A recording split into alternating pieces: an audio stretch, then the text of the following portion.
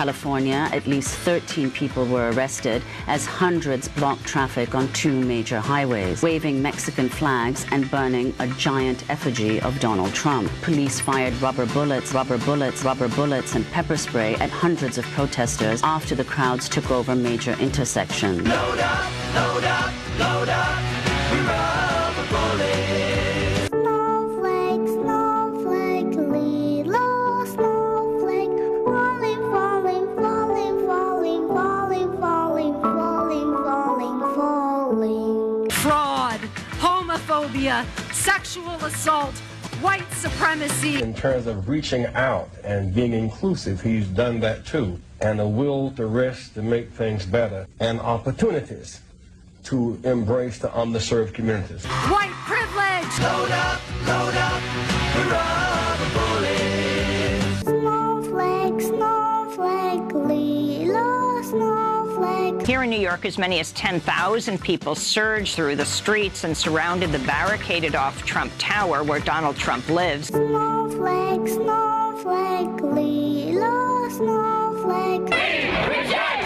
the president-elect! Load up, load up, load up, we're rubber bullets. Snowflake, snowflake, little snowflake. I think it speaks to the disenfranchisement of the people that someone like him could be seen as offering anything to the masses. Load up, load up, load up, we're rubber bullets. Little snowflake falling from the sky. What about gay people? Trump has vowed to protect the LGBT community from a fanatical ideology that represents its biggest threat: radical Islam. As your president, I will do everything in my power to protect our LGBTQ citizens from the violence and oppression of a hateful foreign ideology. Racist, sexist, anti-gay! Load up, load up, load up, we're rubber bullets. Snowflake, snowflake, little snowflake, falling, falling, falling, falling, falling, falling, falling, falling, falling. He is a racist. Under Obama, more black people are living below the poverty line. The number of African Americans on food stamps has increased 58% under Obama. On every leading economic issue, on the major economic issues, black Americans have lost ground in every one of those leading categories. So for the last 10 years, it's not been good for black folks. Is this how the left helps black communities? By making them poorer and more dependent on government. Race relations are at their worst in decades. 8 years of Obama has been devastating for the black community. He is a sexist. He is a neo-Nazi. Well, we don't understand why you called in the National Guard. Falling on my nose. Not my president. He is a lying ass. Snowflake, snowflake, little snowflake, Fake ass. little snowflake falling from the sky. Dumb ass son of a bitch. Load up, load up, load up, we're rubber bullets. Snowflake, snowflake, little snowflake falling, falling, falling, falling, falling, falling, falling, falling, falling. That's not my president. That's not my president. Load up, load up, load up, we're rubber bullets. Falling in my hand. Thank you for taking America back 60 years of progress. Falling on my head. You just voted in a Nazi fascist. Falling on my nose. Falling in my hand.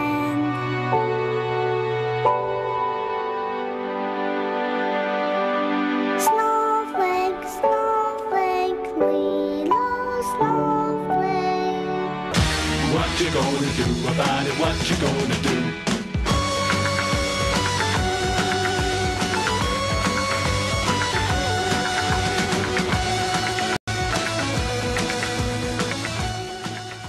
The following is a Nightside Radio Studios production. From the wind-powered Nightside Radio Studios, tear down this wall.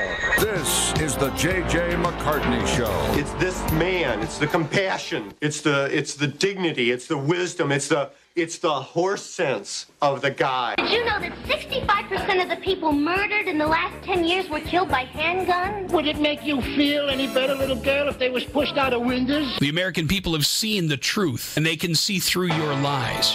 There's coming a day when publications such as yours turn into nothing more than flea market advertising. They'll be handing it out for free in grocery store parking lots under everybody's windshield wiper. Yeah, that's the future for the Washington Post and the New York Times and every other liberal publication in this country. We are not going to tolerate your bull anymore. None of it. The American people are fed up. I thought we made that clear on November 8th, but apparently you people in the media just don't get it. A new chapter in American history begins now. It is my high honor and distinct privilege to introduce to you the President-elect of the United States of America. Donald Trump is the person to make America great again. We are a team. They said it couldn't be done. Together we will lead our party back to the White House. He said it must be done. Beginning on January 20th, we cannot afford to be so politically correct anymore. The most important difference between our plan and that of our opponent is that our plan will put America first.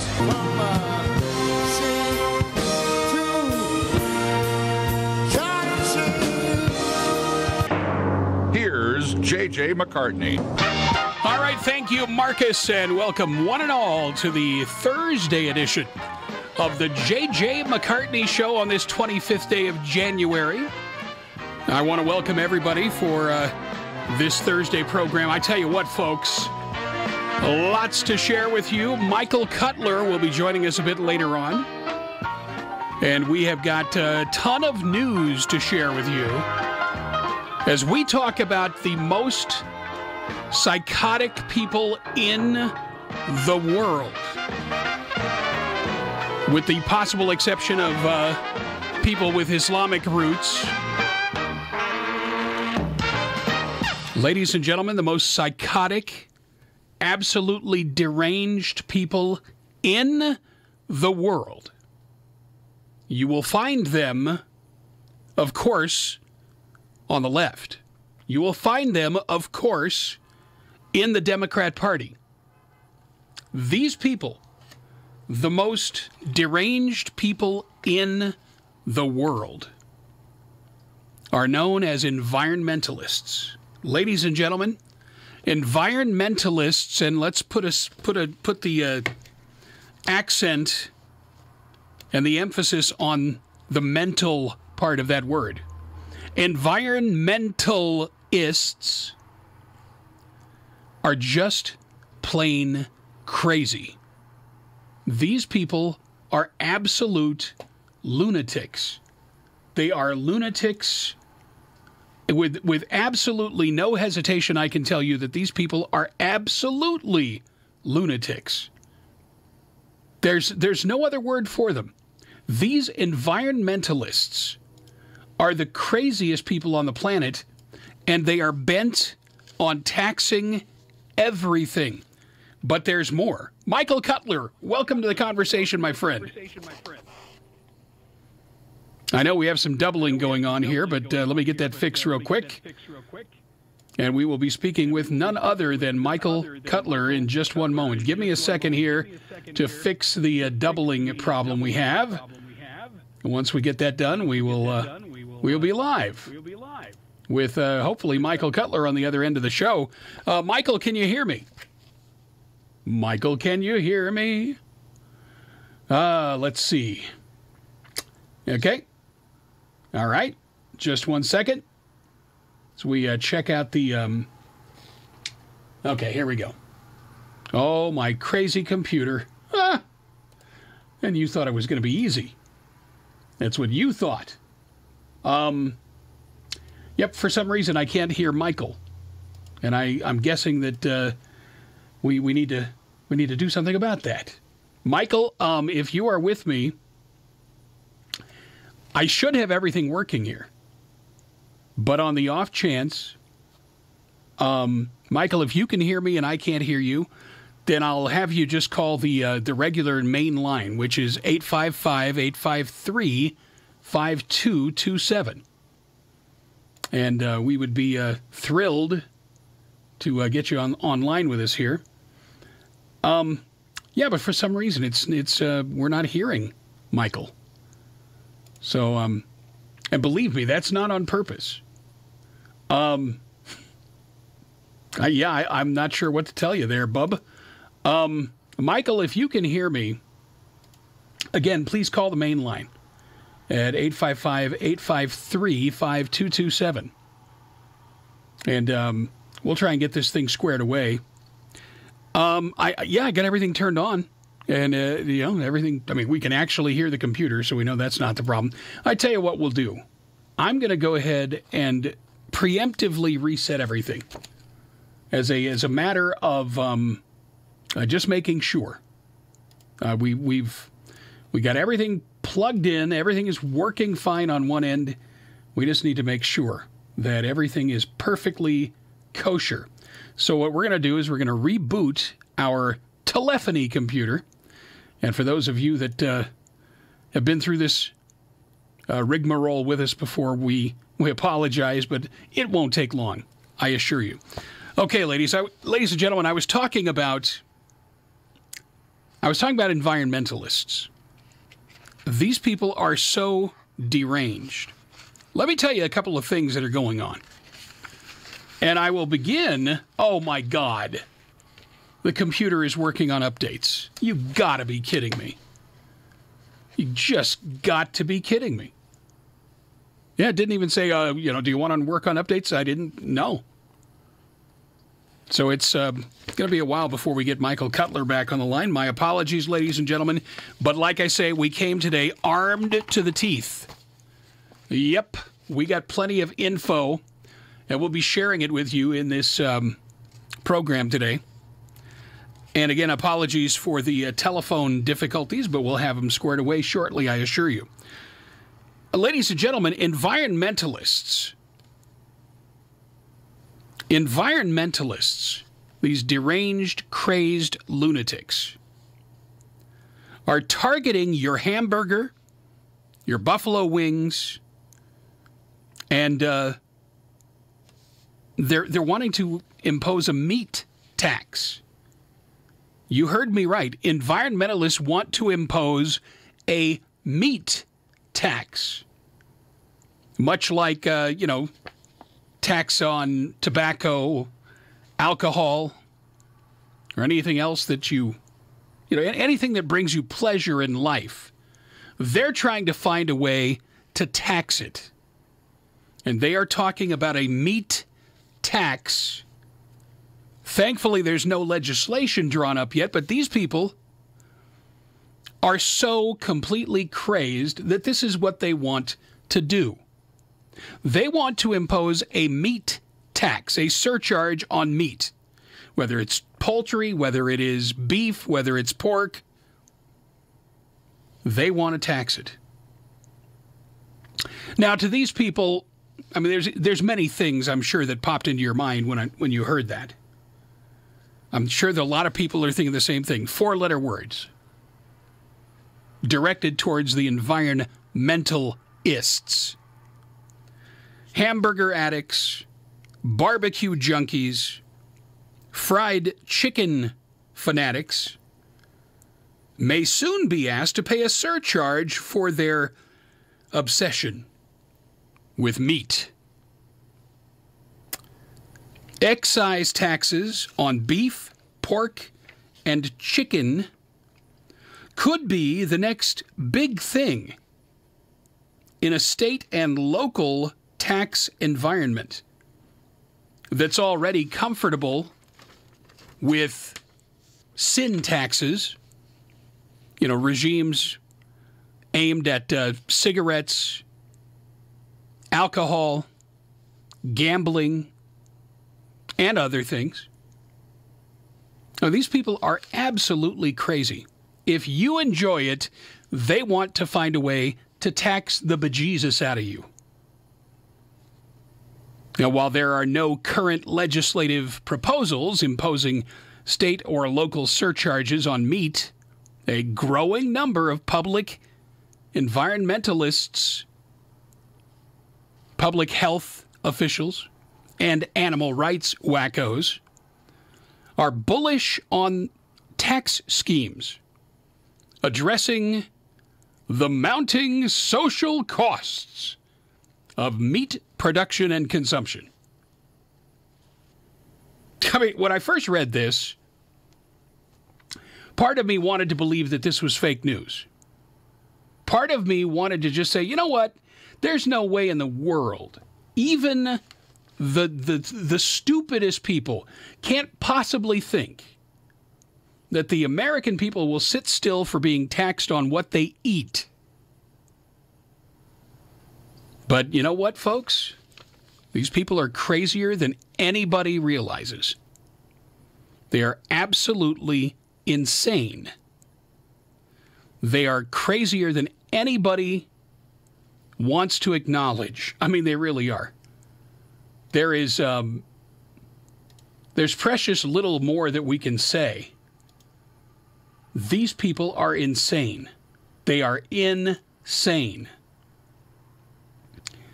And they absolutely are taking aim at the working American people. I mean, after all, who is it that consumes meat? Everybody? But you know, the people that enjoy meat on a regular basis mostly are the working people. You know, meats, the cost of meat has gone up considerably, especially in the last 3 years. It really has. I mean, it's you used to be able to go to the grocery store and find a decent steak that you could, you know, find sales and get it for, you know, $3.99 or $4.99 a pound. Huh, good luck with that. Good luck with that. Because what you have now, what we have now is absolute lunacy. It really is. The concept of people that are free to enjoy whatever they choose, that concept is now foreign to a lot of people. I mean, there are people out there that actually believe that there is something morally reprehensible about meat. They think that there's something morally reprehensible about meat. I mean, just imagine that. They think that it is some sort of moral offense to eat meat. They think it's also a moral offense to raise cattle. You know, the people that bring the meat to market. All of it. And these people care more about the feelings. By the way, cows and other animals are stupid animals. They're not designed to have thoughts and feelings. That's not why they were put here. It's why you've never seen a chicken or a cow or a fish or a whatever. You've never seen them, you know, put anything on the bestseller list, for example. The reason they don't is quite simple. Because they don't have the capacity to think. They are beasts of burden, and they are part of the food chain that, you know, we don't owe any apologies. We owe no apologies whatsoever for the fact that we're on the top of the food chain. There's no reason for us to feel guilty about it. It is not anything that, you know, is... It's not anything that deserves to be at the top of your mind. You know, people that are morally hung up on this, I mean, they're beyond crazy. They are just beyond crazy. Now, we're going to get Michael Cutler on the line, if possible. Let me find him on my list. Ah, there he is. Okay, we'll try this one more time. Going to add him to the call, see what happens. run it up the flagpole, and see who salutes. Hopefully, it'll be Mr. Michael Cutler. That's my hope anyway. Okay, we're ringing. We're trying, Michael. All right, we showed 2 in the call, but he's not answering that line. So, oh well, we'll continue. So they're talking about imposing a tax on meat. Here's something they're saying. There's no current legislation exists, but Ashley Byrne, Associate Director of the Campaigns for People for the Ethical Treatment of Animals, also known as PETA, says we have never been closer to a meat tax. We have seen people, including meat eaters, realizing that meat is bad for their health, and meat is taking this incredible toll on the environment. People seem more open than ever to an excise tax on meat. What the hell, people, are you talking about? You crazed bitch. People seem more open than ever to an excise tax on meat? What the hell, people, are you talking about? Ladies and gentlemen, these people are nuts. They are absolutely insane. There is not a rational bone in their body. Seriously. People stay awake at night crying about meat. Oh, those poor chickens. Okay, good grief, ladies and gentlemen. I seriously have had it. I have absolutely had it with these lunatics, these crazed, psychotic morons. And that's what they are. They are crazed, psychotic morons. And yet, there are people out there in the political sphere that are adamant.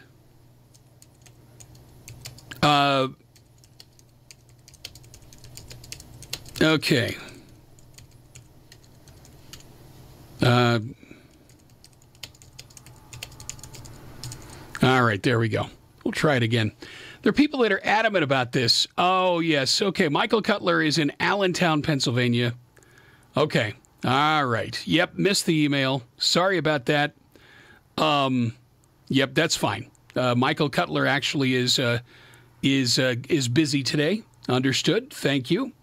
All right. Well, that gives us more time to delve into the news of the day, and there's plenty of it, ladies and gentlemen. President Trump today, actually yesterday, he's calling Robert Mueller. He's calling his bluff. President Trump is calling Robert Mueller's bluff. Says, hey, I'll testify under oath. Absolutely. I got nothing to hide. I will testify under oath. And you know what? When people say that, when people say, put me on the stand, I want to testify, it usually means that whatever they're going to say is not going to be what the special counsel wants to hear. There's been no wrongdoing by Donald Trump with regards to anything, Russia or anything else. He's been very forthcoming. Oh, by the way, do you believe in miracles? I know I sound like Al Michaels in the 1980 Olympics. Do you believe in miracles? Yes. We'll talk about a miracle. Miracle of miracles. We'll tell you all about the miracle that just happened. Plus, we'll take your phone calls. Our phone lines are open today at 855-853-5227. That's 855-853-5227. We've got much, much more to come on this Thursday edition of the J.J. McCartney Show. You stick around. Get those dialing fingers ready, and we'll be back with more right after we take this quick time out on the Thursday edition of the J.J. McCartney Show. We will be right back. Don't go away. The J.J. McCartney Show.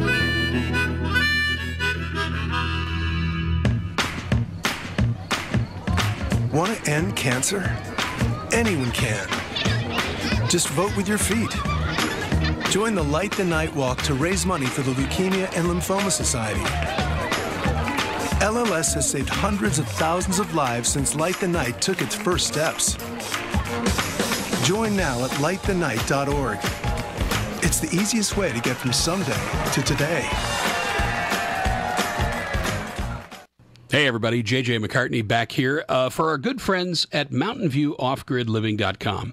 You know, folks, there's one thing that there never seems to be a shortage of in this world, and that is uncertainty, unrest.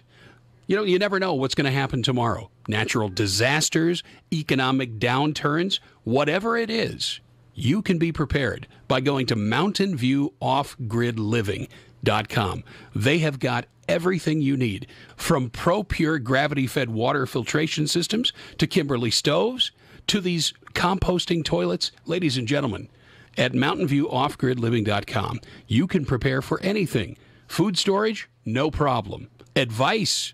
No problem. Call our good friend Sue at MountainViewOffGridLiving.com. Find out what's there for you. Great prices, great advice, and guess what, folks? You'll find it all at MountainViewOffGridLiving.com. The cure for the common show. JJMcCartney.com. When I was a gang leader, we probably did business together, because when people like you buy knockoffs on the street, often the money goes to gangs, and gangs use this easy money for other activities. In other words, they're getting a lot of bang for their buck. Counterfeits hurt, but you have the power to stop them. Go to www.ncpc.org/getreal. A message from the National Crime Prevention Council and the Bureau of Justice Assistance, U.S. Department of Justice.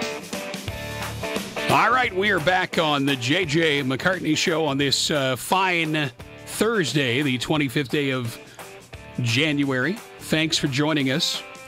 You know, was talking about the crazed lunatics on the left, and we will get back to the environmentalist wackos, and I don't think you're going to have trouble believing this story that we'll share with you in a little while. But first, I want to share with you this.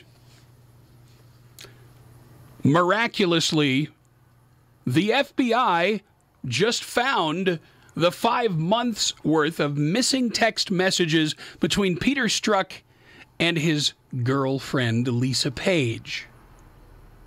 Now, why is that significant? Well, because they were hemming and hawing. These text messages go a long way towards proving not only bias in the FBI, but also downright political activism taking place by FBI agents, and I'm sure it's at the behest of authorities in the FBI. They were talking, they actually had a meeting the day after the election to try and figure out how to make sure that Trump never took office. There were even veiled threats of physical harm coming to President Trump. These people in the FBI at this point have zero credibility. None. The fact that they would, and let's face it, no matter how you want to slice it and dice it, this is called obstruction of justice. It's tampering with evidence. It's all of these things. It is absolute. I believe it's actually treasonous what they've done. And make no mistake, Jim Comey, very clearly, Comey was undermining President Trump even before he took office, undermining this man, trying to weave a web and catch the president in a trap. And Jim Comey, by the way, there's a lot of people that say, oh, Jim Comey's not a bad guy. Yeah, he is. Jim Comey is part of the deep state, if nobody has figured that out yet. Jim Comey is part of the deep state. He made some grotesque miscalculations, including believing that he would not be fired by Donald Trump. And ever since he was, I'm sure Jim Comey has been working behind the scenes to try and fuel anti-Trump rhetoric and propaganda. I have no doubt in my mind. People say, oh, he's not a bad guy. Yeah, he is. He's a bad guy. And corrupt, by the way. Why do you think he did what he did? When he was instructed by Loretta Lynch to change the language, to not call it an investigation, but a matter, ladies and gentlemen, the political hijinks that went on during the Obama administration, especially in the FBI and the CIA and the NSA, makes any other scandal that any other president had ever had pale in comparison. And Barack Obama effectively tried to weaponize the FBI, the NSA, the IRS, and any other federal agency he thought he could use. And largely one of the reasons that Donald Trump is the president is because the American people simply had no trust to give the Democrats, because so violated had they been by the Democrats. Whether it was Obamacare and the lies that Barack Obama told as easily as most people breathe. The bottom line is, when they say, hey, guess what? We found 5 months worth of text that everybody thought was gone. We just happened to find it. Do you just happen to believe that? The Congress right now should already be having meetings about getting rid of Robert Mueller, getting rid of, what's his name? Rod Rosenstein. Get rid of him. Because these people have proven that they were happy to facilitate political agendas within the FBI and the Justice Department. Right under the nose of Jeff Sessions, by the way. What the heck has Jeff Sessions been doing for a year? Can anybody tell me what Jeff Sessions has accomplished in 1 year as the Attorney General? Anybody? Because I just don't see it. All right, folks, open phone lines today at 855-853-5227. Phone lines are open. We'd love to hear from you today. Whatever's on your mind, but we've certainly got topics to talk about today. Among which we'll begin with this. We were talking earlier about the environmentalists. And, again, nobody's more mental than an environmentalist. I don't know, seriously, folks. I don't know if you're going to believe this, but I have it right here in writing. See? Here it is. California. Are you sitting down? California considers $1,000 fine for waiters offering unsolicited plastic straws with drinks. You heard me correctly, ladies and gentlemen. California considering $1,000 fine and up to 6 months in prison if a waiter or waitress or a server offers unsolicited plastic straws with your drinks. Ian Calderon wants restaurateurs to think long and hard before giving you a straw. Calderon, the Democrat majority leader in California's lower house, has introduced a bill to stop sit-down restaurants from offering customers straws with their beverages unless they specifically request one. Under Calderon's law, a waiter who serves a drink with an unrequested straw would face up to 6 months in jail and a fine of up to $1,000. Calderon said, "We need to create awareness around the issue of one-time use plastic straws and its detrimental effects on our landfill, waterways, and oceans." Calderon explained in a press release that this isn't just California's crusade. The California cities of San Luis Obispo and Davis both passed straw-on-request laws last year. And Manhattan Beach maintains a prohibition on all disposable plastics. And up in Seattle, Washington, food service businesses will not be allowed to offer plastic straws or utensils as of July. The Los Angeles Times has gotten behind the movement, endorsing straws on request policies in an editorial that also warned the repetitive sucking of a straw may cause or exacerbate wrinkles on the lips and around the mouth. Celebrity astronomer Neil deGrasse Tyson, always up for a little chiding, and Entourage star Adrian Grenier have appeared in videos where an octopus slaps them in the face for using a plastic straw.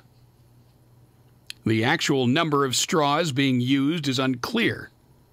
Calderon, along with news outlets writing about this issue, from CNN to the San Francisco Chronicle, unfailingly state that Americans use 500 million plastic straws per day. Many of them end up in waterways and oceans. The 500 million figure is often attributed to the National Park Service. It, in turn, got it from the recycling company EcoCycle.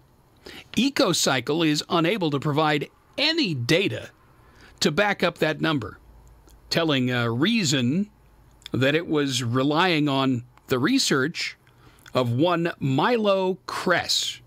Kress, whose Be Straw Free campaign is hosted on EcoCycle's website, tells Reason that he arrived at the 500 million straws a day figure from phone surveys he conducted of straw manufacturers in 2011, when he was just 9 years old.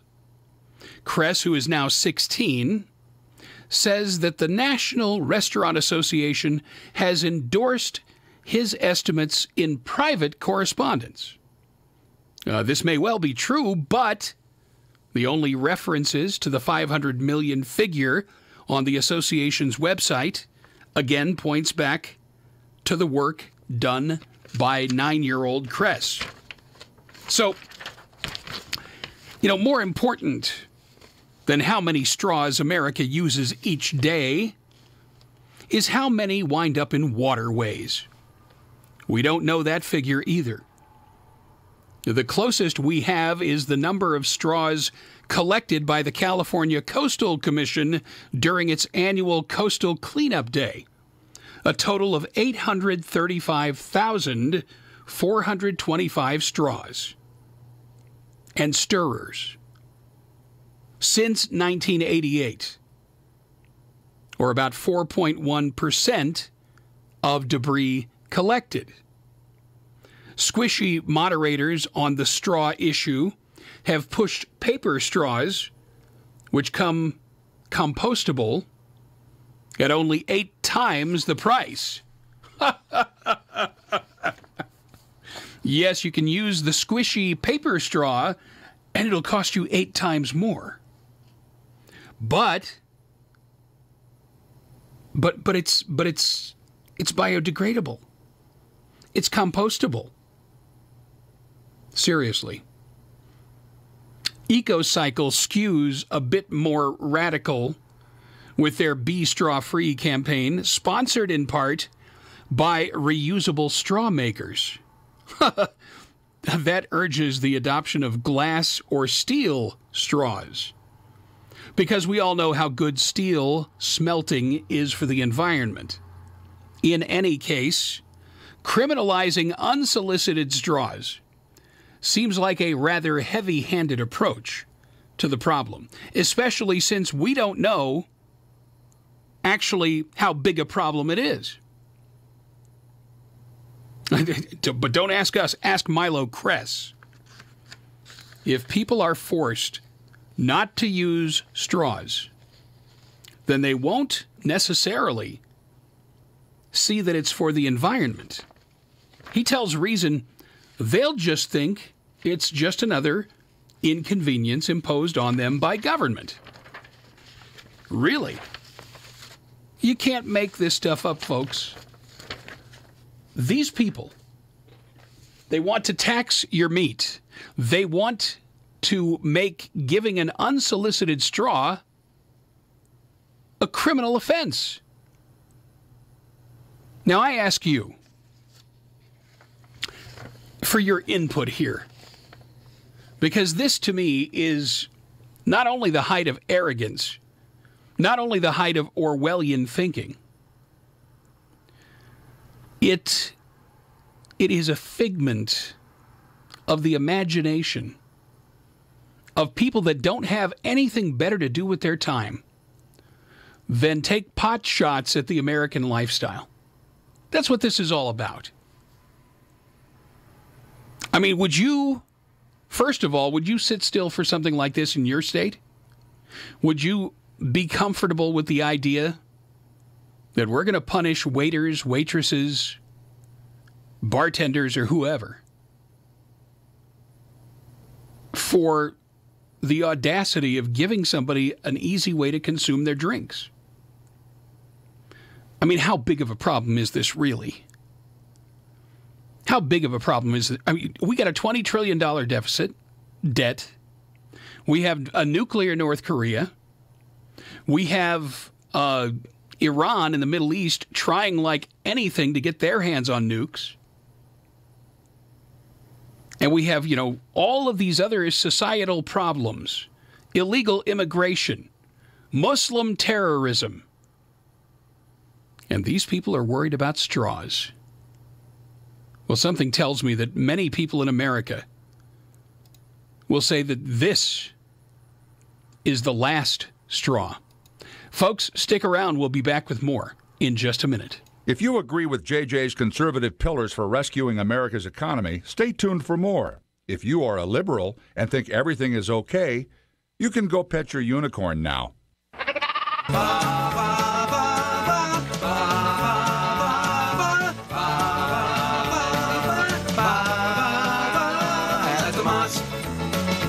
Well, there's a rocket place I know where all the radicals can go. It's called the mosque, where the mullah's gonna tell you all to kill the infidels at the mosque. Yeah, the cats and chicks really get their kicks at the mosque. If you're feeling like a wreck, well, you can point yourself to Mecca at the mosque. If you're lonely as hell, you can join a sleeper cell at the mosque. Yeah, the mullahs are the maddest and the body odor's baddest at the mosque.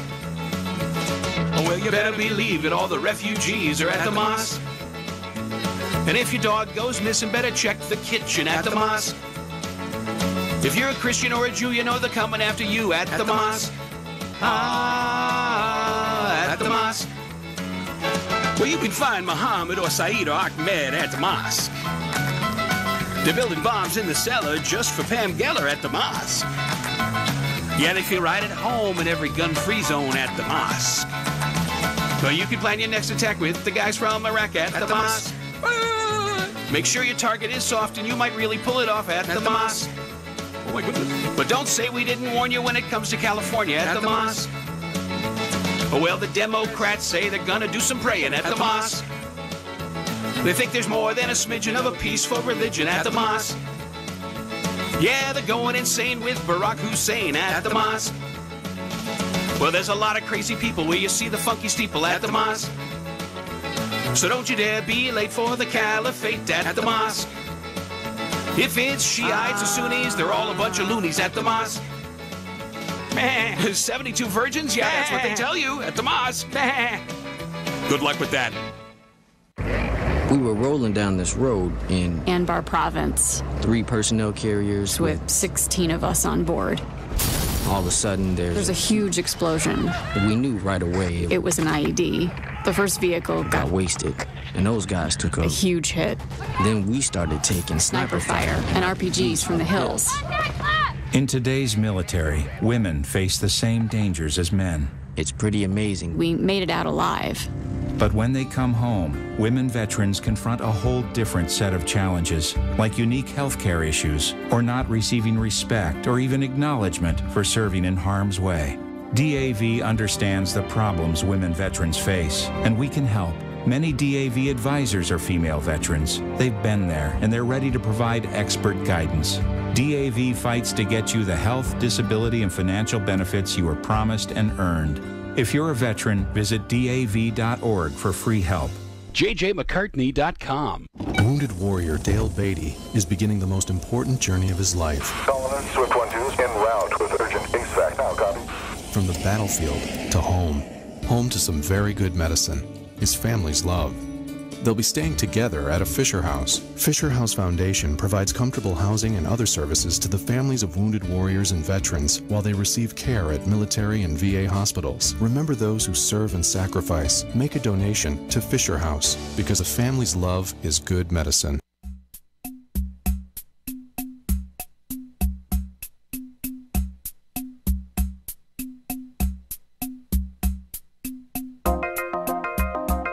All right, welcome back, everybody. Thank you for being with us on the Thursday edition of the J.J. McCartney Show. We are live every weekday from 3 to 5 p.m. Eastern. 3 to 5 p.m. Eastern, that is 2 to 4 p.m. Central, 1 to 3 p.m. Mountain, and out there on the West Coast, it's noon to 2 p.m. We are live every weekday here at jjmccartney.com, redstatetalkradio.com. And you can also watch the live streaming video at jjmccartney.com. So thanks for being with us today. We do appreciate you. We really, really do.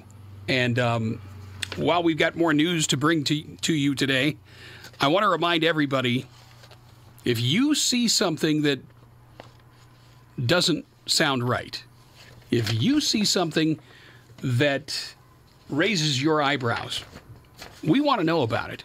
I mean, there is a lot that we get to, but there's a lot that we can't get to on a daily basis. But what I can tell you is this. The American people starting to really wake up, starting to understand the things that we have been saying for almost 5 years now. They're starting to get it. They're starting to understand the correlation between government corruption and oppression of the people. This weaponization of government agencies that Barack Obama is certainly guilty of. Using the IRS and our intelligence agencies as a means to essentially oppress and to single out and target people that are on the opposite side of the political spectrum. Barack Obama did this on a daily basis. And as a result, once the actual information was out there in front of the people, what do you know? All of a sudden, some backlash. What do you know? All of a sudden, Hillary Clinton doesn't have the coattails of Barack Obama to ride on. And then all of a sudden, Hillary Clinton loses the election to Donald Trump. And these people, these intellectuals on the left, they cannot explain the victory of Donald Trump. They can't explain, they can't understand, they cannot comprehend how somebody like Hillary Clinton lost. Well, first of all, it was their failure of recognizing just how flawed a candidate Hillary Clinton really was. And then the other thing they underestimated was the power of populism. The power of populism. And you can believe this. We had many things that happened in a very short period of time that demonstrated the power of populism and the power of nationalism. There are people out there that think nationalism is a bad thing. But I can tell you, were it not for nationalism, America wouldn't survive. America, without America being a strong nationalist country, what do you suppose would have happened in World War I and World War II? Without America, and by the way, reluctantly dragged into the world wars, America was hesitant. However, once provocations and attacks like Pearl Harbor happened, America was left with only one option. And that is, we didn't start this fight, but by God, we're going to end it. And we did. And people on the left do not comprehend nationalism and do not understand the benefit of nationalism. They do not understand why being a sovereign nation is important. And as a matter of fact, they have tried to bend over backwards to demolish the sovereignty of the United States and to put us under the thumb of the United Nations, the European Union, any other organization that is bent on globalism. And what is globalism? Do you know what globalism really is? One world government, one world currency. And what do you suppose the high ideals of these globalists really is about? Well, it's about squashing freedom. Were it up to the globalists, you and I would not have the freedom to move where we choose, to live where we choose, to work where we choose, to shop where we choose, to marry whom we choose. Were it not for the United States of America's populism and nationalism, then this nation would have ceased to exist long ago. Nationalism is a good thing. You know what? I want the Germans waving their flag. I want the Spaniards to wave their flag. I want the Russians to wave their flag. Everybody should be proud of where they come from. Everybody should feel a sense of pride, a sense of ownership, and a sense of responsibility because they come from where they come from, and because they care about their communities, and because they want a better life for their young people. If every nation on earth were to live under those ethos, what do you reckon the world would look like today? Because what do you see happening right now because of the United Nations, because of the relocation of Muslims all around the world? What is it really all about? What is it really all about? 855-853-5227. That's my toll-free phone number, 855-853-5227. Now, folks, Michael Cutler couldn't be with us today, and so the conversation needs you. You don't want to sit there and listen to me jabber on for another hour, do you? How about we have a conversation? How about you get on the phone with us and tell us what your opinion is, how you see things, where you see America going, what kind of job you think the president is doing, and how do the leftists look as they're trying to tax meat, as they're trying to punish waiters and waitresses who have the audacity to offer you a straw with your Coca-Cola or your A&W or whatever it is you're drinking.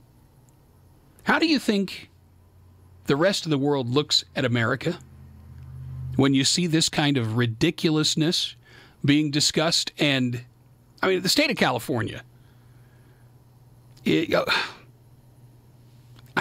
what should we do about these people?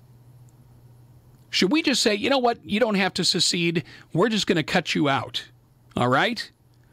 And you and your lunatics in California can fend for yourselves. You can come up with your own military. You can come up with your own currency. You can try to make it without us. And good luck. And Merry Christmas and Happy New Year.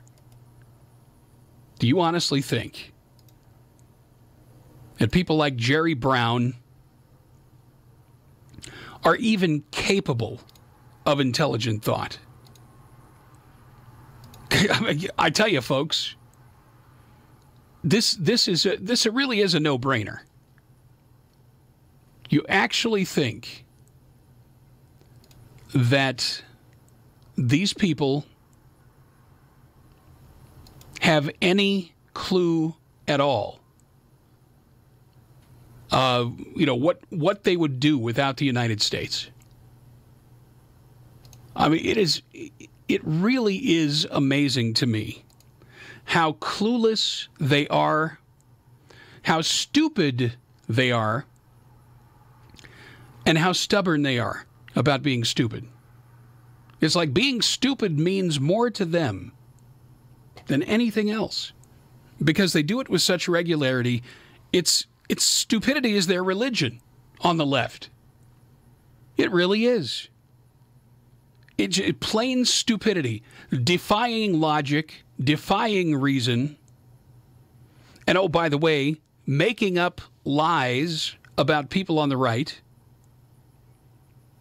I mean, it boggles my mind. And if you are an intelligent person and you live in California, my question to you is, why are you still there? California is a cursed land. California has dealt with more supposedly natural disasters, droughts, fires, floods, mudslides, earthquakes, the near collapse of the biggest earthen dam in the country. All of these things going on in California. And, there are some good people in California. But if you're a good person and you're in California, you need to get out while you can. Before they find some way of taxing everything you think. Not just what you do, but what you think. These people are lunatics. And you have the chief lunatic in California right now, Governor Moonbeam. And I just don't understand it. Look, I know San Francisco, the Bay Area, is beautiful. It's one of the most beautiful landscapes in the world. But you know what? You can take pictures and then go somewhere else and you can still look at the pictures. But when you look at the kind of politics that's going on in California right now, especially in the Bay Area, I mean, you've got to be thinking in terms of self-preservation right now. I mean, it's hazardous to your health to live in California, especially if you're a conservative. It's an actual hazard to your health to live in California. All right, folks, got the top of the hour break coming up, and then another fun-filled hour with yours truly It's the Thursday edition of the J.J. McCartney Show. Hour number 2 coming up on RedStateTalkRadio.com and JJMcCartney.com. Stay with us, folks. We'll be back.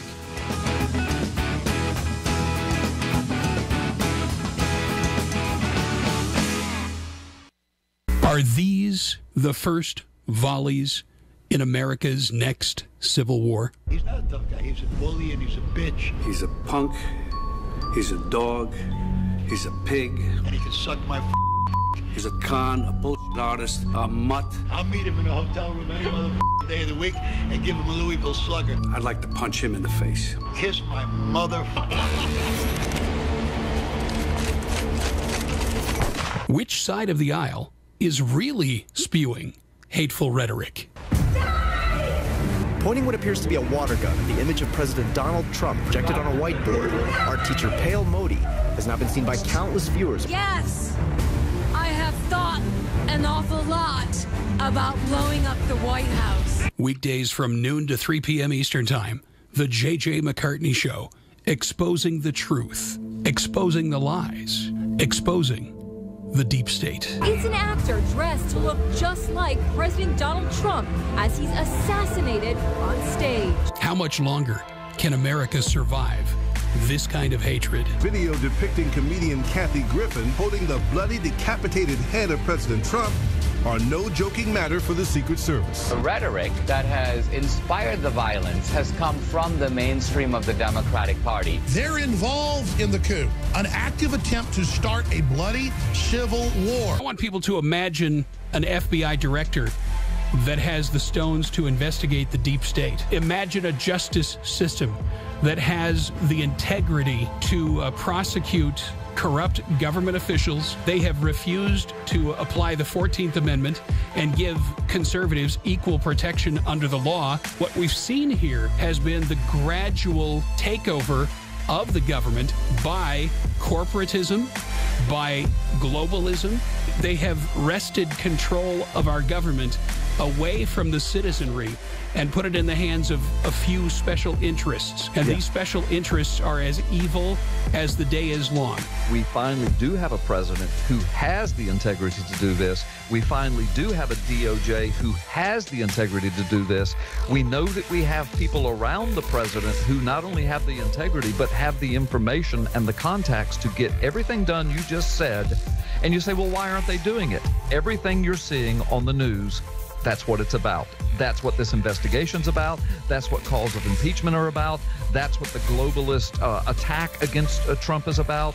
That's what the hearings are about. That's what the allegations of Russian spying are about. It's about keeping them off point, keeping them off the agenda, keeping them off task. A lot of what you're watching happening right now, and the misdirection and the complete trying to keep Trump off target goes to that birth certificate. The worst crime in American history was perpetrated against America under the regime of Barack Obama.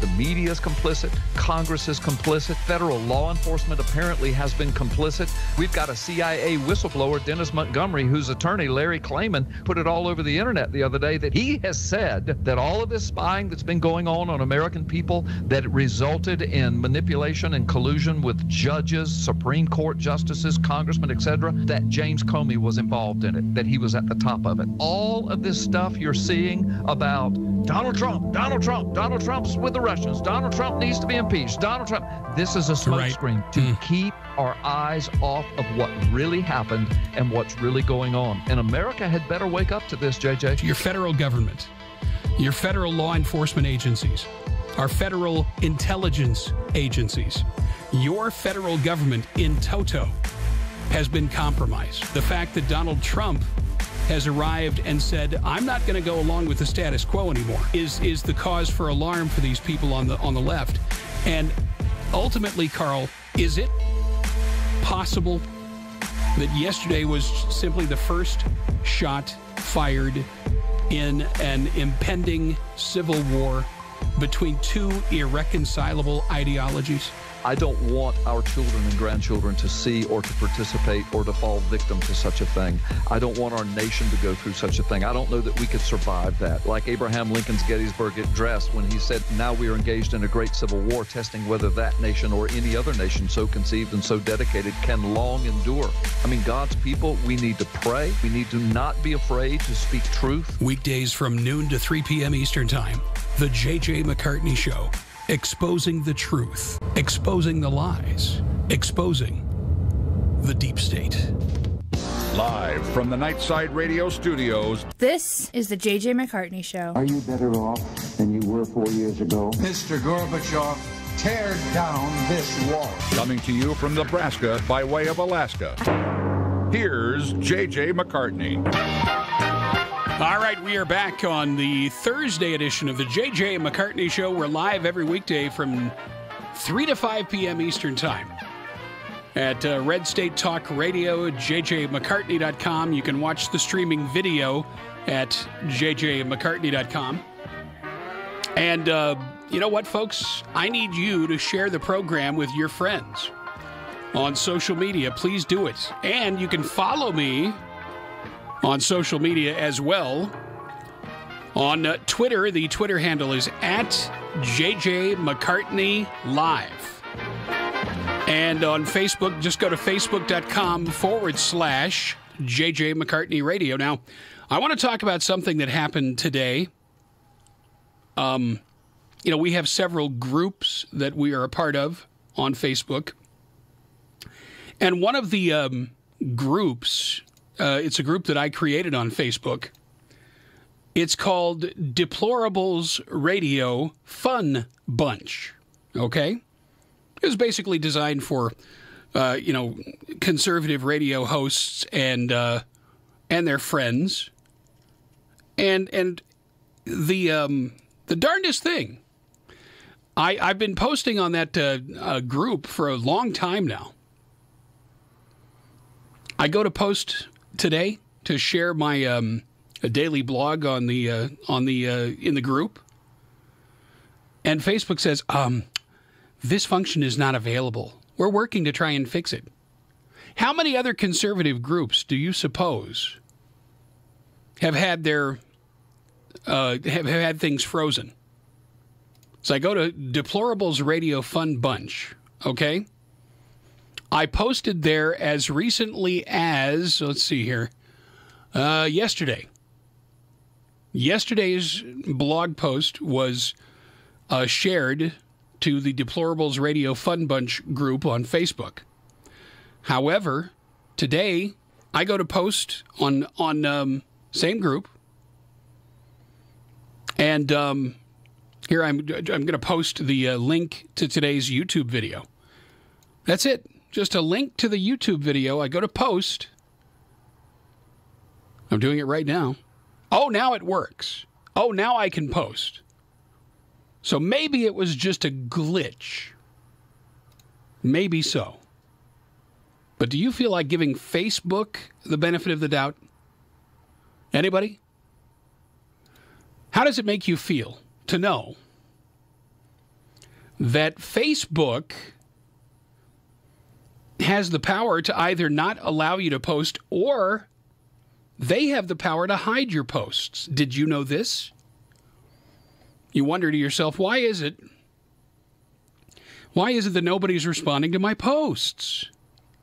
Well, maybe, just maybe, it's because Facebook and their algorithms have decided to mess with you. Now, something that Donald Trump did recently, by the way,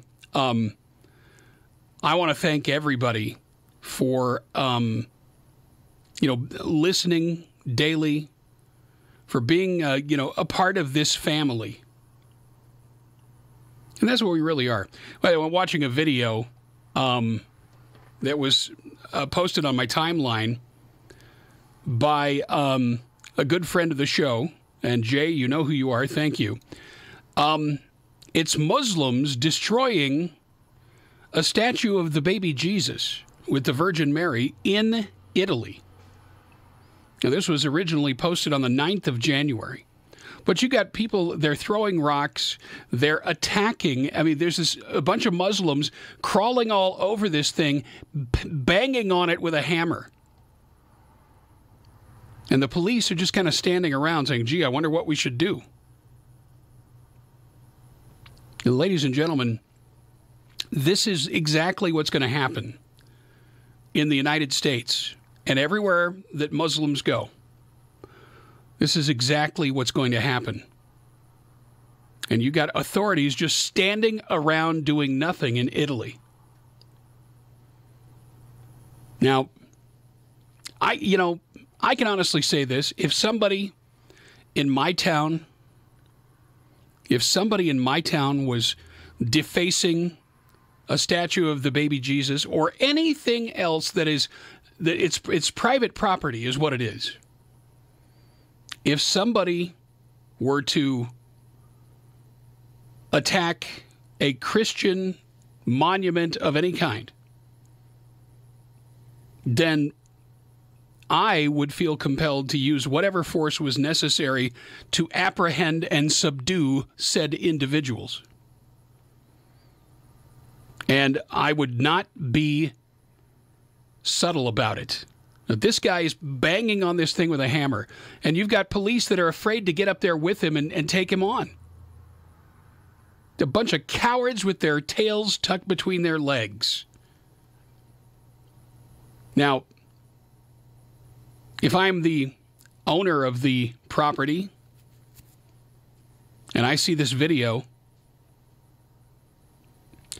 then I would absolutely do whatever was necessary to subdue this individual. We're talking rubber bullets. We're talking billy clubs. We're talking fisticuffs, whatever it takes. But here you have all these Muslims. And this is, they're rude house guests. So why the hell would you invite more of them in? They're rude house guests. So why the hell is our government allowing this kind of infestation to continue? It's an infestation. These people are carrying a disease with them, and the disease is called Islam. And they're trying to spread that disease far and wide all around the world.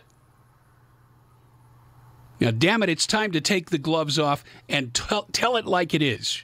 Islam is not just a disease, it is the disease of the world. Islam is not a religion, it is a death cult. Islam is the biggest organized crime syndicate in the world. Islam is an affront to every person on the face of this earth. And they're still allowing these people to come into the country unvetted. I know President Trump has tried to do what he can. But when you look at the damage done by the Obama administration in letting these Muslims into the country en masse, and then when you look at what's happened in Germany and France and Italy and all through Europe, you say that's a preview of coming attractions here in the United States. Now, what are you going to do about it? What are we going to do about it? Muslims they're carriers of a disease. It rots the mind, it corrupts the soul, and it turns humans into subhuman zombies, bent on destroying everything that isn't in agreement with their crazed beliefs. Now, as a Christian, we are taught to share our faith through loving obedience to God. We are not instructed to go and kill people that don't agree with us. However, If the people that don't agree with us are trying to kill us, then how much hesitation should we have in returning them the favor? And when you recognize a threat and understand that it's not just one person, it is an entire community, 1.5 billion members all around the world. And they all are devoted to one ideology, and that ideology is to kill anybody that doesn't submit to Islam. What are we supposed to do? Are we supposed to sit back and just watch this happen? Where are you, America? Why are not you up in arms? Especially those of you that live in Minnesota and Michigan and Idaho and these areas where these people are being brought in by the thousands. And for what? For what good purpose are these people being brought to your back door? Oh, don't pretend that this is a humanitarian issue. It's not. This is an attempt to undermine sovereign governments in the Western world. And it's an attempt to destabilize communities, states, and the nation. Anybody that doesn't understand that doesn't have a full comprehension of what is really going on in the world. They still want to believe the fairy tale that America's just one big melting pot, and no matter who they are, where they come from, they can all be a part of our mosaic. You really think that? You really believe that these people come to assimilate? You really think they come for a better life for their children? No. These are the same people that strap bombs to their kids. You say, well, these people in my community don't do that. Get this through your head. Anybody that is a Muslim, anybody that goes to the mosque, anybody that is a part of the Islamic faith is directly involved in funding terrorism and supporting it morally, as well as, giving and harboring terrorists, giving them a safe haven somewhere where they know that we have a rule of law here that prevents us from doing anything to them. And they come here to exploit our humanity and to put themselves in a better position to do damage, to be the tip of the spear. And as we told you so many times, the tip of a spear is harmless without the weight of the shaft behind it. And the shaft of terrorism, Islamic terrorism, is every Muslim that supports their mosques, because that is the weight behind the tip of the spear. So how do you get rid of it? How do you get rid of the spear? Well, for one thing, you don't invite them in. How stupid can you be? You folks on the left, how completely idiotic can you possibly be? You just don't. It's not that you don't get it, it's that you don't want to get it. You don't see the damage and the danger you're putting your kids in? As you know, your wife? America used to be about protecting the women and the children. But now politicians have made it so that you're inviting the disease right into the midst of your garden. So what are we supposed to do? Hope for the best? How's that working out?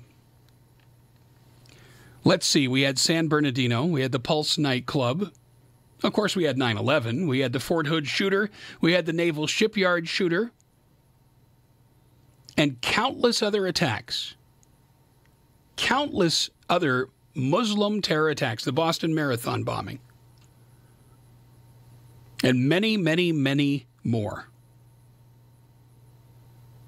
And people say, well, that's just anecdotal, JJ. Is it? Tell that to the families of the victims. Anecdotal, you say? If that's the case, then where are all the mass murders committed by Christians in America? Well, they just don't exist. Yet somebody goes into a church in South Carolina and starts shooting. Oh, no, you can't blame that on Muslims. Can't blame that on Islam. Well, yeah, I can. I just did. Hello, Idaho. You're on the J.J. McCartney Show. Hi, JJ. It's Jen. How you doing? I am doing good. How are you, Jen? Excellent. It's cold out here. There's no snow, but the sun is shining, so that's awesome. It makes everyone happy when the sun's out. But besides that, I love your topic today, and it's scary because it's like so coincides with what our sermon was about on Sunday. When the pastor was talking, it was about 1 Samuel 17:28, and it was about David going against Goliath, but it wasn't just the typical story he was focusing on. He was focusing on this verse 28, which is when the older brother is listening at everything going on, and he stops and he's like, don't you have sheep to take care of? Why are you out here taunting the Philistine? And David is saying, look, this is the enemy. This is what we have to take down. This is the problem. I have everything taken care of. Don't worry about what I have to do, but this is the problem. And I think it's so cool that we bring this up every day when we know something going on, because if we don't bring it up, who will? And I think it's kind of cool what California is doing, because they're separating, well, they want to separate the East from the West. And I'm thinking, oh, my God, that's terrible. You know, you can't secede, but it's the right pulling away from the left. So they want to do this new California, which scares me, but I see what they're doing with this. They're saying, you know, let the evil go east, let us go west. And I don't know, it's scary because I wouldn't want to go to West California, closer to the ocean. And the way things are going with the plates in the ocean, isn't that the part that's supposed to fall off or something? I don't know. Yeah. It was a few nights ago that Alaska, in the Gulf of Alaska, there was this 7.9 earthquake at 12:30 in the morning. And there was a tsunami warning, but there was no real big tsunami. I think it was like 6 inches was the extent of it. But now news reports are saying that the groundwater level in Florida changed as a result of that 7.9 earthquake in the Gulf of Alaska. You know, if people don't understand how everything in this world affects everything else, you know what I mean? Mm-hmm.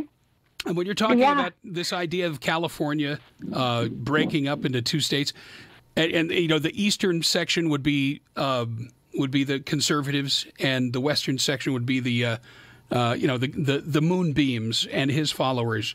How long do you think it would take after everything in the western section went to crap before these people started trying to break their way into the eastern side and steal what they have? No kidding. They're already coming over into the other parts of the state. They're coming into Idaho like crazy. Right. And they're frustrated about the same thing we're still frustrated about, stupid grocery tax. But if that's the worst thing we have to worry about, praise God.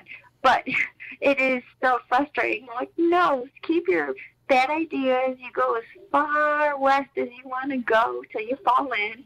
Just stay over there with your moonbeam. You know, but seriously, it's a scary thing. Yeah. These people would try to tax manna. They would. They would try to tax manna. I know. They'd chase the Israelites into the desert and then try and tax their manna. Oh, that's funny, but it's true. My God, it's scary. They've already tried. What are they doing? The air, the methane emissions from cows, and now in the carbon dioxide that we breathe out. You can't tax these things. They're just things that happen.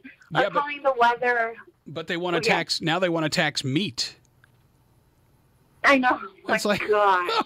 I mean, first of all, if I go out and shoot a deer, you know, there's no way in the world they're going to tax my deer meat. You know, if I go fishing, then I'm certainly not going to tell the government, hey, I caught, 20 fish. Come on in, tax my freezer, But they come and check. They have conservation officers who, when we've been fishing before, they are right there out with you, and they'll come up. You don't know they're officers. They'll come next to you, and they'll be like, "Oh, that's a good catch. That's a great catch. Where'd you catch them?" Because I want to see if you got a foul hook, and if you do, you get a bill for that. Yep, we were regularly in contact with Fish and Game when we lived in Alaska when I was young. Because, they'd patrol the fishing grounds and they'd make sure everybody's playing by the rules. And I have no problem with that. I don't have any problem with somebody, if somebody is snagging salmon instead of catching them by the mouth, then I have no problem with them being hauled off. I really don't. But what I do have a problem with is people that feel intimidated just because some guy with a badge shows up and starts, trying to check everything that they've done. To me, it's like, doesn't that go right along with the whole idea that the government is really not there to serve the people? It's there to intimidate the people. True. It's like... And that's a scary thing. I would love to be able to go fishing with, imagine, Jesse says, hey, kids, let's go fishing. And you guys all go pack up and go fishing. And let me see how many are we talking about here? 1, 2, 3, 4, 5, 6, 7, 8? No, there's 7 altogether. 7. Okay. Yes. Yeah, it's 7 of you, and all of you, if you all have legal fishing licenses and you know what the daily catch limits are, you could haul off a whole bunch of fish in a day. You really could. But don't we want to teach our kids that, they should be allowed to fish without having to worry about, whether some fish and game guy is going to come along and hassle them?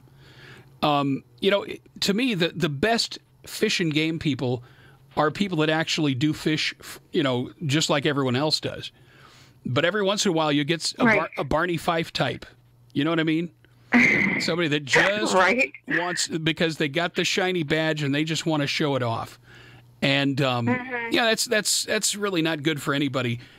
But honestly, how is the government going to go and check everybody's freezers? You know what I mean? Right now they're talking about an excise tax on meat. It's like, I suppose they're going to charge you at the grocery store, and who knows how much it's going to be. But the thing is, first of all, it's impractical. Second of all, I think it's immoral. Because what they're really doing is, when you tax something, what are you really saying? We don't want you to do this. And the tax becomes a deterrent for people doing it. Well, I think people should be free to eat whatever they like and not have to worry about, whether somebody from the government is going to basically tax their lifestyle. Mm-hmm. Well, what they're going to do is they're going to come up with an emergency, a false emergency, because this is what they did all the time in Michigan. And it was at first it was legit. But then after 3 years, we realized this is weird. It was it was a disease. It's like tuberculosis. It's consumption. Yes. And it comes from them sharing a food pile, and they spread this disease from eating out of the same food pile. So then they said, okay, now you can only bait your deer in if you're on private land. So what we would do, if we started doing, was growing a crop of winter rye or something that would just draw them in, because you can't say we're not baiting them. We planted this, so it would be green in the winter. You really could do that. So we did. And then once they realized what we were doing, they said, okay, now you got to bring your kill in and have it inspected. And I thought, oh my God, and that's what they're doing. When you bring it in so they can inspect it to see if it has consumption, they make sure it has the proper tag on the proper antler, and then if it doesn't, then you get taxed for that because you didn't obey the rules, and which was stupid because you should have paid attention and obeyed the rules. But they have their ways of getting in, and it's sneaky. It's very sneaky. Wow. As if we don't, our government should have better things to do, more important things to do.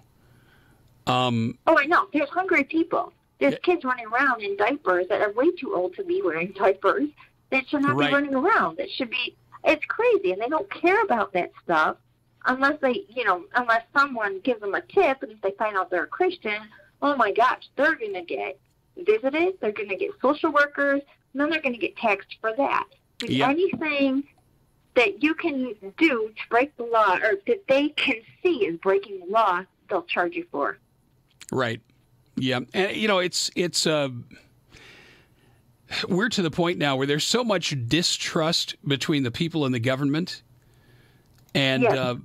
I really do. I think that, we're at a point now where, if you trust the government, then you're taking some ridiculous chances with your life. I mean, if you trust the government, the same government that spends $600 on a screwdriver, the same government that has been fighting this war on poverty for 50 years, and poverty is still with us. At some point in time, the people have to reassert themselves as the constitutional authority. I mean, the government, first of all, the people created the government, not the other way around. And Right. We need to put the government back in its place and make them understand that, you serve at our pleasure, and we have the authority to push the reset button when you are overstepping your authority. I mean, you look at this investigation with Robert Mueller. He will not even give an accounting of how much money has been spent on this investigation. Now, I'm sorry, but I can't believe this is happening. Is that today? Are they going to do it today? I know it's close. I can't believe that Trump even agreed to do this, because Mueller, he's a lawyer, so he'll talk him into a box. He'll make him lie, which he didn't. But he did the same thing to Flynn. I pray. I believe that Donald Trump, the reason he said he would testify under oath is because he knows that he hasn't done anything wrong, and he knows that testifying under oath, he's a man with nothing to hide. And because he has nothing to hide, I honestly believe that the real trap would have been if Mueller had tried to interview Trump in a more informal setting. But this way, under oath, there's going to have to be somebody in the room taking all the notes, putting everything down on paper, so that nothing can be misrepresented and then misreported to the American people. I think good. I think Donald Trump is smart, and I think that he's a hell of a lot smarter than Robert Mueller. Yeah, no kidding. I just don't trust that guy. I think he's talked two guys already into a corner. He got Flynn, and who's the other guy? It was earlier in the campaign. He got rid of someone else, and it's so frustrating. He just twists their words and makes it look like something it's not. Right. And I'm just praying that this is another Haman caught in his own trap kind of thing, and that Mueller will go down in history as a loser. Well, you know what? I honestly keep in mind Mueller was the mule that carried the uranium samples to the Russians in association with the Uranium One deal. So he's got a lot of skeletons in his closet. And, Donald Trump, what do we know about Donald Trump? He will fight fire with fire.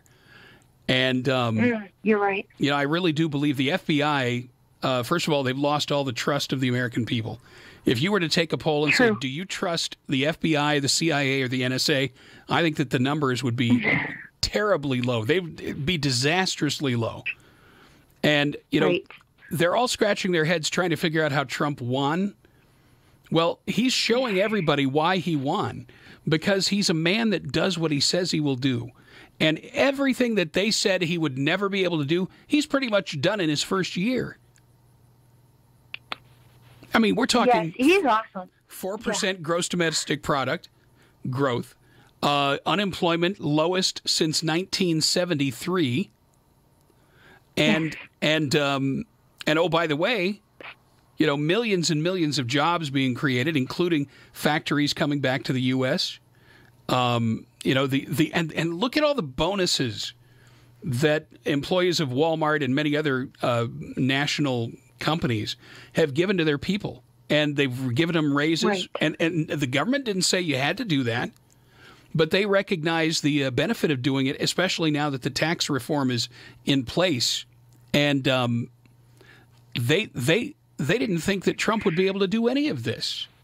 He really is a genius. I think he is, and that the stock market is flying without the false inflation with the Feds. You know how we'd always see that on there and it'd be up, and we'd say, oh, if it's up, we know it's bad, they're really low.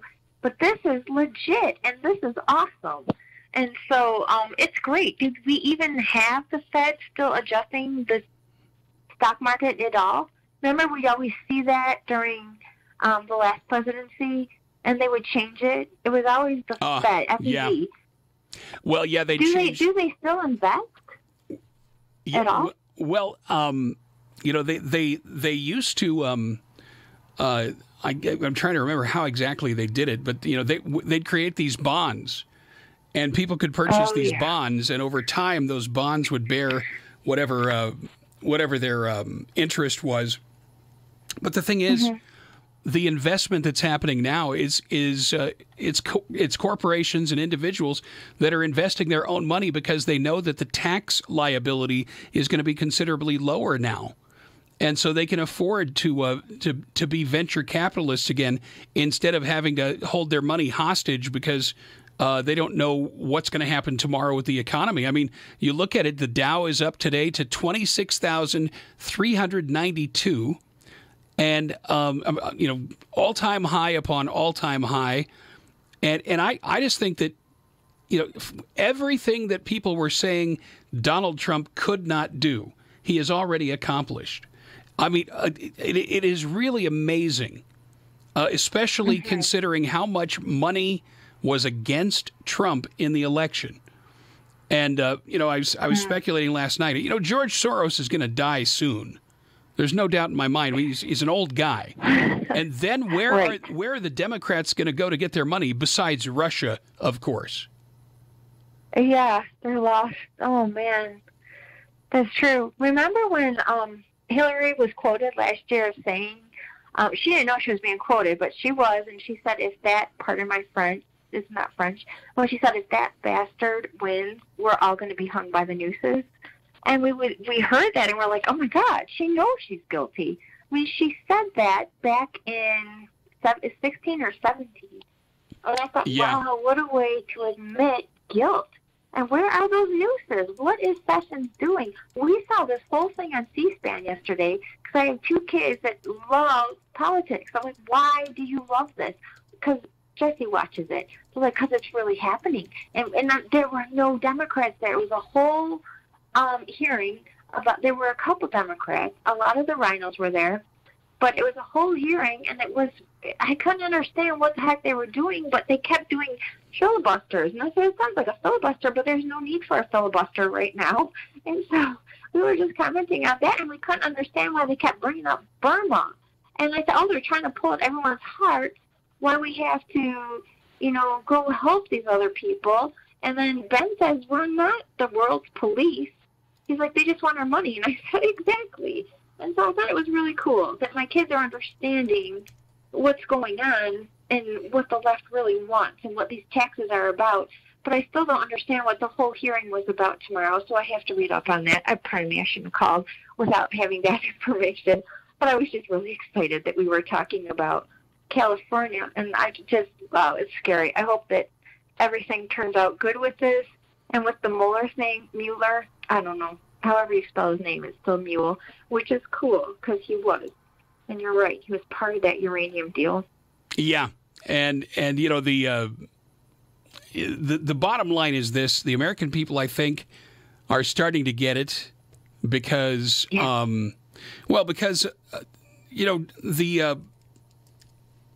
things that have been done by Donald Trump are affecting these people in very real ways. And there's nothing that the Democrats can do that is going to change the effect that the economic growth is having. The Democrats can attack all day in the media, but it doesn't change the reality that people are keeping more of what they earn. They're starting to plan on building homes and doing all these things that people do when they actually get to keep more of their own money. And that's not bribery, it's just common sense. And if the government can't live within a budget, then it has no sense. I mean, there's no sense in keeping that government. And the thing I can't believe is that for 241 years now, America has gone through all these changes to the degree that now the American people are either blissfully ignorant of the fact that the government is so corrupt and wasteful, or they don't care. And I just can't believe that most people are okay with a Congress and a government that is so big, is so bloated, and is so bent on oppressing the people that actually are productive in society. Right. I think we'll really get a wake-up call, and people will see how good it is once tax day comes on, the 15th of April. Once we see people are starting to get refunds, they'll recognize, oh my gosh, because we're getting a child tax credit. People are like, wow, 5 kids, you must love tax time. For the last 8 years, we're like, no, it hasn't been great. I think the first year of the last guy's presidency was great because we were still under Bush's tax cuts. But after that, they're over, and it was all about the last guy. And so we never made any money on taxes. And this is the first year I think we're getting money back for the last 3 kids. And we're so excited. We're like, oh my gosh, it took how many years for this? It's crazy. So I think tax return season is going to be good. And I have this nagging thought, and it's so stupid because no one else pays attention to these stupid things. But I wonder if the tanning booths are still taxed. Because it was ridiculous. The last guy taxed tanning booths. And, of course, black people don't go tanning. And I thought that was really snarky of him because it was a direct hit towards white people. And right. No one got right. it. I was frustrated. And exactly. I just wonder. I wonder if it's still taxed. Yeah, that's a great thought. And, honestly, people were so busy paying attention to other things, they didn't really recognize that, that's a tax on white people. Because, people of color, they don't use tanning booths. And it's like, it was a strategic, sneaky way to try and tax white people while, leaving the rest of society alone. Dick Morris, you're familiar with Dick Morris. He was an advisor of Bill Clinton and Hillary Clinton. I believe at one point worked in the administration of the Clinton presidency. Mm-hmm. And he wrote a piece. He wrote a piece before the election in 2016 called 9 Reasons to Reject Hillary. Now, of course, looking back on the election now, obviously it's easy to do this, but here's a few of the thoughts he had, and one of them really stands out to me. First of all, the number one reason he put was that she is a hawk who will get us into another war, and I think there's no question that's what would have happened. Secondly, she tends to follow certain advisors almost to the exclusion of her own views, and that goes all the way back to when she was, just getting started as a lawyer. Thirdly, she has no knowledge of economics, nor much interest in it. And I think that's been proven. The Clintons never did understand economics. They really didn't. Right. Fourthly, I can't believe what I'm sorry. I'm worried about Haiti. I'm not worried about him. I'm concerned about what happened.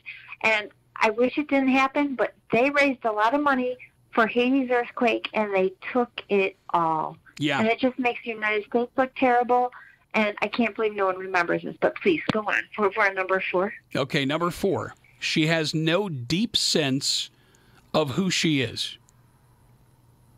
He said she's endlessly adaptable. She can be anything she has to be. We saw this when she was in South Carolina talking with a drawl, oh, my God, yeah. But here's the one that I thought really stood out.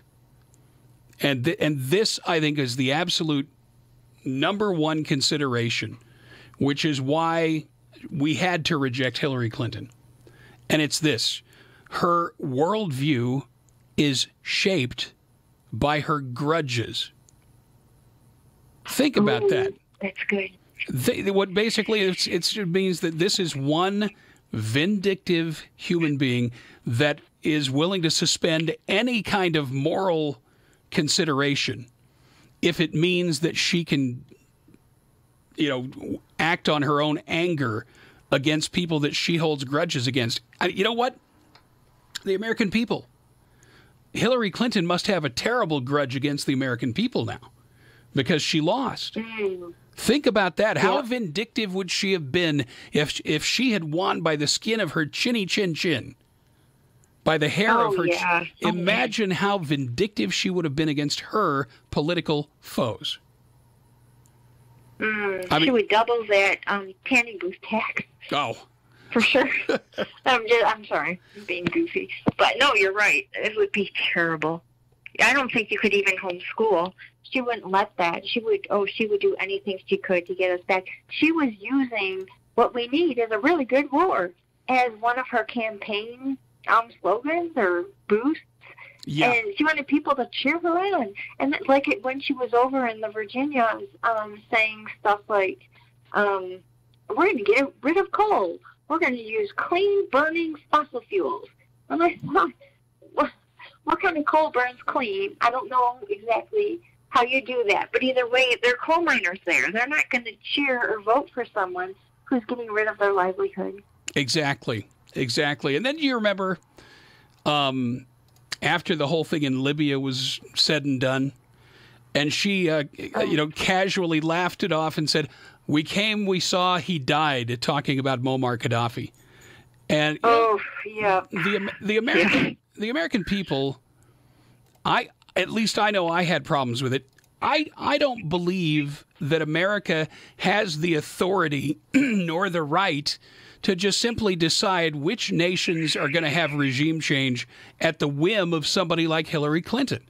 If there was a strategic military reason for doing it, that would be one thing. But this was all about just trying to justify turning an entire country upside down and shaking it violently into a civil war, and then acting like you haven't done anything wrong and that, the end justified the means. That's really sad. That was bad. I mean, how would you feel? How close? How would you have felt if Vladimir Putin had pulled off regime change in Canada? My God. It's like, no wonder those people in the Middle East hate America, because people like Hillary and Barack Obama, they got behind this whole false Arab Spring thing. And what did they wind up doing? I mean, they were they made America a much bigger target for Islam by doing what they did in Libya and in places like Syria as well. I mean, all of the violence, what has it really accomplished? Nothing. Just we look stupid. They've made America look so complacent and dumb. So I'm very happy that we replaced her with Trump. And I have so much more respect. I don't like him. He's not a good guy. He started out as a KGB, Putin, but he's got a lot more going on than her, and he's not stupid. He wouldn't say things like that, like we came, we saw, we conquered, he's dead. He would never say that because he knows it makes him look dumb. Yeah. Wasn't that right on the tails of Benghazi? Well, it was, I don't know. It was after Benghazi, because I remember when Benghazi happened, and I was watching this whole thing. It was crazy. Jesse and I were watching this develop on television, and we knew exactly what was going on, and there's nothing we could do. And I wanted to call my mom. I wanted to scream, and my mom had already left, And so she's with Jesus, and so that was good. And she probably could see everything going on from up there. And it's scary. There was nothing we could do. It was absolutely terrible. It was torture for the American people. I mean, we're watching 4 hours of this thing unfold, and she just walks away with it like nothing happened. And then her and that guy, I can't even say his name. It's like a bad word in this house. They have their meeting in the Rose Garden, and they're just shaking their heads, and they're like, well, it was because of that, a videotape or something, and a cruel. Oh, yeah. The movie, the movie thing. It was this film on YouTube that caused these people to attack our embassy. No. You know, there was intelligence that they had to gather. They had to know that the ambassador was going to be there at a certain time, and it was a very, very well planned out attack on the embassy. And for them to act like, well, this was just reaction to a video. I mean, let's face it. Most of these guys, they don't own a computer. They're not. You don't see a lot of these, rock throwing Muslims in Libya at the time walking around with an Apple iPhone. You know what I mean? My God, you're right. What difference at this point does it make? I can't believe she even said that. Oh, yeah. What difference that is? I mean, but I'm sorry. I keep interrupting your story. This is really good. I think you're on 5 or 6. Pardon me. Oh, that's... number... I'm sorry. Yeah, number 6 on the reasons to reject Hillary was her fundraising has totally compromised her freedom of action. In other words, she was obliged to so many big donors that once she got in office, she was going to have a lot of favors to repay. And that would have painted her into a corner. Also, number 7 was she is paranoid and suspicious. Number 8, she approved National Security Agency wiretapping of foreign leaders, which is a big no-no. The most egregious one was the wiretaps on the cell phones of people like Angela Merkel of Germany. Right. And then the last but not least, number 9, was her contempt for the media. Legendary, and will lead to more and more secrets. What we find out is that after the fact, what we learn about Hillary Clinton after the fact makes her look like the most hideous and corrupt and just plain evil woman that we've ever seen. True. And Jezebel, she used bleach bit. It was so obvious. It was bad enough that they destroyed everything, and they have a record of them using hammers to seriously destroy the things. Yeah. I mean, that was from Huma. But bleach bit. She bought and used bleach bit. It's so obvious. She's trying to hide something. Yep. Well, I just look at it as this. At this point in time, aside from prosecuting her for her crimes against the Republic, I think that, personally speaking, I think most of us can afford now to move on because, the Clintons now are an afterthought in American politics. And by the way, did you hear that John Kerry has floated the idea of running for president in 2020? Oh, help us, no. You're kidding me. I did not know that. I knew Oprah was, and that was bad enough, but this is really bad. But isn't that just a joke? I mean, can you imagine this guy running for president again after getting his butt kicked in 2004? You remember, this is the guy that picked John Edwards as his vice president. Oh, gosh. You remember John Edwards, right? Yeah, he cheated on his wife who's dying of cancer. It was terrible. Yep. Not to mention his... not to mention, John Edwards, it was proven that he had cavorted with a woman that wound up having a baby. But there were so many instances of John Edwards making stuff up, lying about it, and he was just completely ridiculule. I mean, the man was well, I guess it's a stretch to really call him a man. Rush Limbaugh refers to him as the Breck girl. Breck was a mildly popular hair shampoo and conditioner back in the 70s. Right. And, sure. John Edwards, that's who John Kerry picked to be his vice president.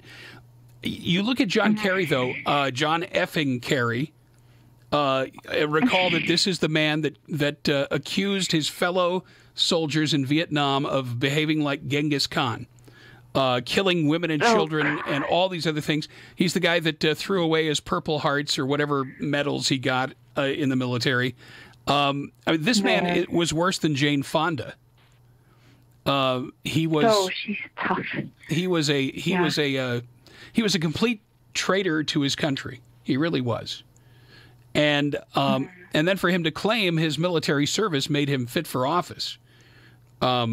But the fact that this guy is so delusional as to think that he might run for president in 2020, did you know that he was cavorting with foreign leaders in the Middle East and assuring them that Donald Trump would not be in office for a year? And he promised them that he would try to help shape policy so that they would not be affected. He was cavorting, and this is sedition, by the way. When an American citizen gets into direct negotiations with foreign leaders, at a time of basically we're still at war, in a sense, in the Middle East, and there is John Kerry negotiating with people within Syria and likely within Iran and Lebanon and everywhere else, assuring them that the Trump presidency would be short-lived and that he was going to try and help shape policy so that it favored them. That is called sedition, and he is certainly guilty of it. That is so wrong. Didn't he get the expensive haircut as well?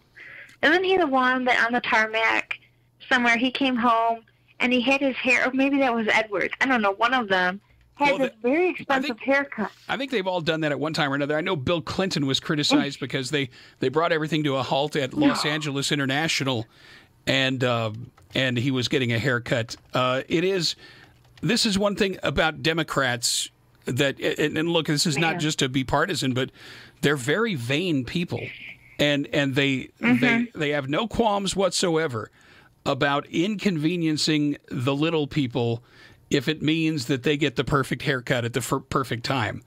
Everything they do is for show. Now, you look at Donald Trump. Do you think is Donald Trump's hairstyling a high priority of his? I really don't think it is. It's fair to say that. I don't know. It's funny. It's great. I think it's so sad when they make fun of him and they call him a troll with Cheeto stuff on his face, and I'm thinking, just let the guy be old and pale and do his hair the way he wants, Well, he's not costing us money. I have a question for Glenn Beck, because Glenn Beck was one of those that was making fun of Donald Trump and the way he looked. Glenn, for a year and 3 months now, you've had egg on your face. I haven't heard you say anything about that. Am I right? Yeah. You're so right. I'd rather have Cheetos. I'd rather have Cheeto skin than egg on my face. Than egg, yes. That's right. Well, hey, Jen, thank you so much for calling. It's always great to talk to you. All the best to Jesse and the kids. And you guys. Yes, you too. Thank you. Enjoy the rest of your winter. Awesome. Thank you. Take care. Bye-bye. Right, you too. All right, friends, that's going to do it for the Thursday edition. My goodness, where does the time go? I mean, it just flies by. Tomorrow, Friday, the mysterious Colonel will join us, and we'll be talking about the day's news and the events of the week and anything else that breaks. We'll be right there on top of it for you. And we will get Michael Cutler on the show soon. We'll work it out schedule-wise, and we will get him back on the show very soon. And apologies for schedule snafus, but yeah, it happens. It does happen. Well, folks, the President of the United States is doing a good job. He's kicking butt, and nobody can stop him. And that's good for us, but it also is, as I said, egg on the face of all the naysayers out there, some of which will never admit that they were wrong. But it doesn't matter, They were wrong. We know it, you know it, and deep down inside, so do they. But they're too prideful to admit it. All right, folks, listen, be good to yourselves, and if you possibly can, be good to someone else.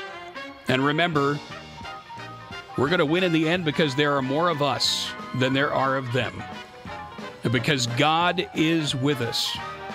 And because we are all in this thing together. Have a great rest of your Thursday. We'll see you on Friday. Until then, take care, everybody. Bye-bye.